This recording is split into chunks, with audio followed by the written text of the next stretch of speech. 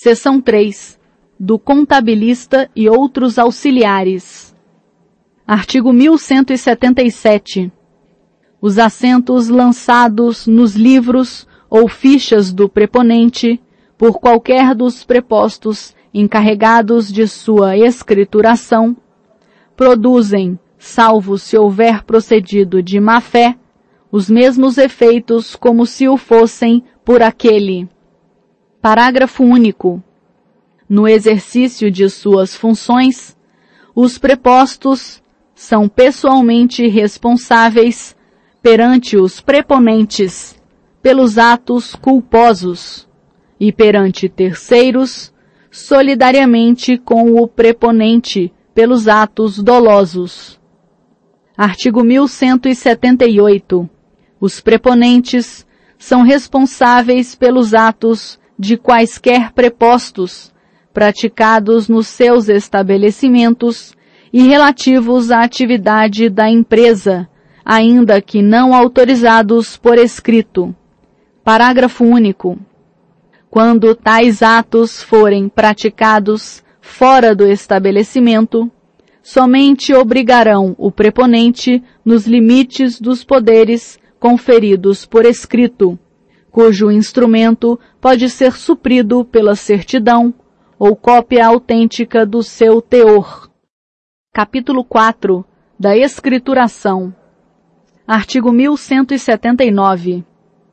O empresário e a sociedade empresária são obrigados a seguir um sistema de contabilidade, mecanizado ou não, com base na escrituração uniforme de seus livros, em correspondência com a documentação respectiva, e a levantar anualmente o balanço patrimonial e o de resultado econômico. Parágrafo 1º. Salvo o disposto no artigo 1180, o número e a espécie de livros ficam a critério dos interessados. Parágrafo 2º. É dispensado das exigências deste artigo o pequeno empresário a que se refere o artigo 970. Artigo 1180.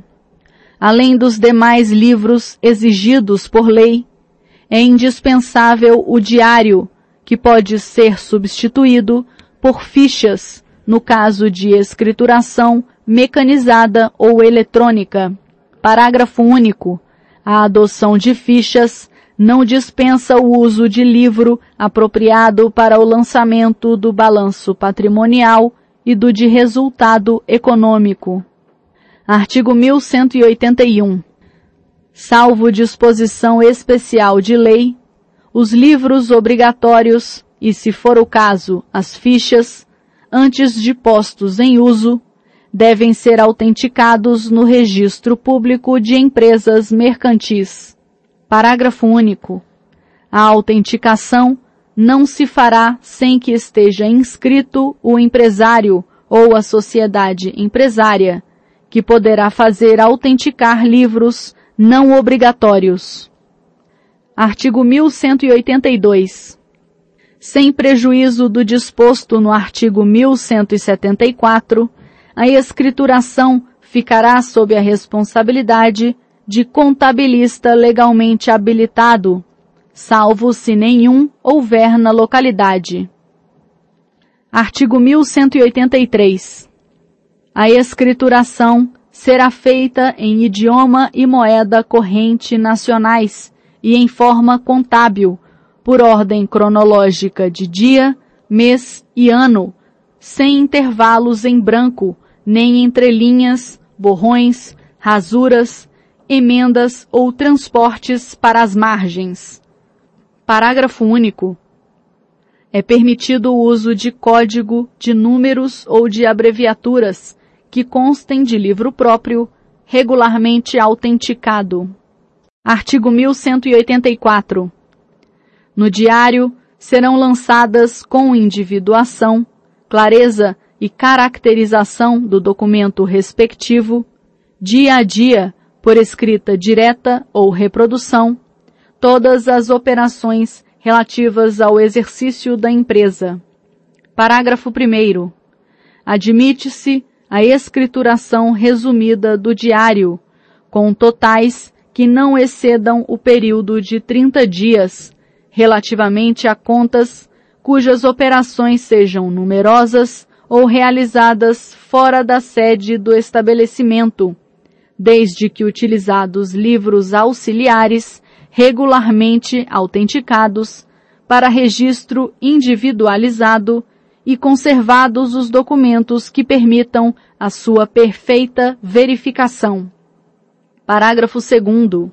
Serão lançados no diário o balanço patrimonial e o de resultado econômico, devendo ambos ser assinados por técnico em ciências contábeis legalmente habilitado e pelo empresário ou sociedade empresária. Artigo 1185. O empresário ou sociedade empresária que adotar o sistema de fichas de lançamentos poderá substituir o livro diário pelo livro Balancetes Diários e Balanços, observadas as mesmas formalidades extrínsecas exigidas para aquele. Artigo 1186. O livro Balancetes Diários e Balanços será escriturado de modo que registre, inciso 1º, a posição diária de cada uma das contas ou títulos contábeis pelo respectivo saldo, em forma de balancetes diários. Inciso 2º, o balanço patrimonial e o de resultado econômico no encerramento do exercício. Artigo 1187. Na coleta dos elementos para o inventário, serão observados os critérios de avaliação a seguir determinados. Inciso 1º.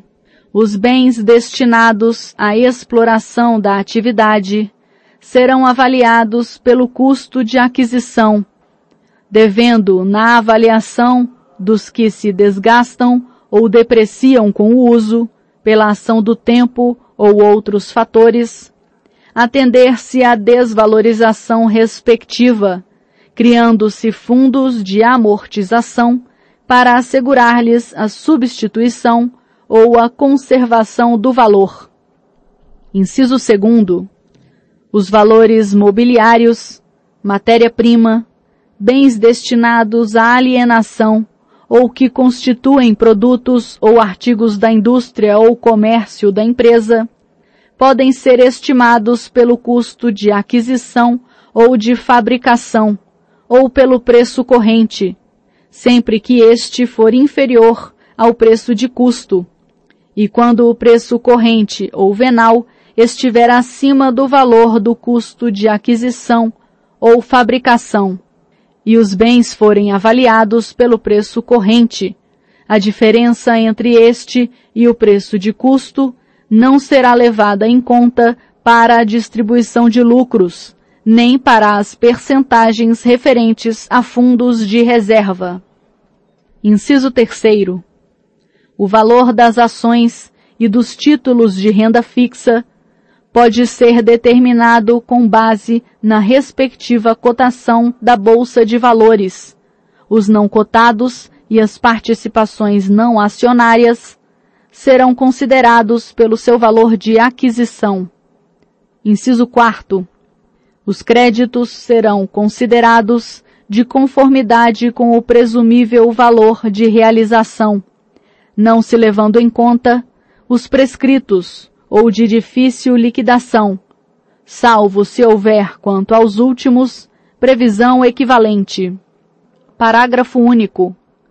Entre os valores do ativo podem figurar, desde que se preceda anualmente a sua amortização. Inciso 1º. As despesas de instalação da sociedade até o limite correspondente a 10% do capital social. Inciso 2º. Os juros pagos aos acionistas da sociedade anônima no período antecedente ao início das operações sociais, a taxa não superior a 12% ao ano, fixada no Estatuto. Inciso 3º. a quantia efetivamente paga a título de aviamento de estabelecimento adquirido pelo empresário ou sociedade. Artigo 1188. O balanço patrimonial deverá exprimir com fidelidade e clareza a situação real da empresa e, atendidas as peculiaridades desta, bem como as disposições das leis especiais, indicará distintamente o ativo e o passivo. Parágrafo único. Lei especial disporá sobre as informações que acompanharão o balanço patrimonial em caso de sociedades coligadas. Artigo 1189. O balanço de resultado econômico ou demonstração da conta de lucros e perdas acompanhará o balanço patrimonial e dele constarão crédito e débito na forma da lei especial. Artigo 1190. Ressalvados os casos previstos em lei, nenhuma autoridade, juiz ou tribunal, sob qualquer pretexto, poderá fazer ou ordenar diligência para verificar se o empresário ou a sociedade empresária observam ou não, em seus livros e fichas, as formalidades prescritas em lei. Artigo 1191. O juiz só poderá autorizar a exibição integral dos livros e papéis de escrituração, quando necessária para resolver questões relativas à sucessão, comunhão ou sociedade, administração ou gestão à conta de outrem, ou em caso de falência. Parágrafo 1º. O juiz ou tribunal que conhecer de medida cautelar ou de ação pode, a requerimento ou de ofício, ordenar que os livros de qualquer das partes ou de ambas sejam examinados na presença do empresário ou da sociedade empresária a que pertencerem, ou de pessoas por estes nomeadas, para deles se extrair o que interessar a questão. Parágrafo 2º. Achando-se os livros em outra jurisdição, nela se fará o exame perante o respectivo juiz. Artigo 1192. Recusada a apresentação dos livros, nos casos do artigo antecedente, serão apreendidos judicialmente e no do seu parágrafo 1º, ter-se-á como verdadeiro o alegado pela parte contrária para se provar pelos livros. Parágrafo único. A confissão resultante de recusa pode ser elidida por prova documental em contrário. Artigo 1193. As restrições estabelecidas neste capítulo ao exame da escrituração, em parte ou por inteiro, não se aplicam às autoridades fazendárias no exercício da fiscalização do pagamento de impostos, nos termos estritos das respectivas leis especiais. Artigo 1194. O empresário e a sociedade empresária são obrigados a conservar em boa guarda toda a escrituração, correspondência e mais papéis concernentes à sua atividade, enquanto não ocorrer prescrição ou decadência no tocante aos atos neles consignados. Artigo 1195. As disposições deste capítulo aplicam-se às sucursais, filiais ou agências, no Brasil, do empresário ou sociedade com sede em país estrangeiro.